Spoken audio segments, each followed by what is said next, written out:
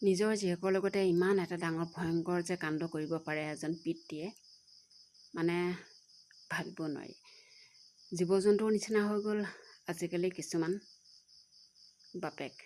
কাৰণ নিজৰ সন্তানৰ লগত এনেকুৱা ডাঙৰ এটা কাণ্ড কৰিছে, আৰু সেইটো ক'বলৈও লাজ লাগে আচলতে, আৰু শুনিবও নাপায় বুলি ক'লেও বেয়া নহ'ব। তেনেকুৱা কিছুমান বাপেক জীয়াই থাকি বা মুকলি আকাশৰ তলত থাকি কি কৰিব।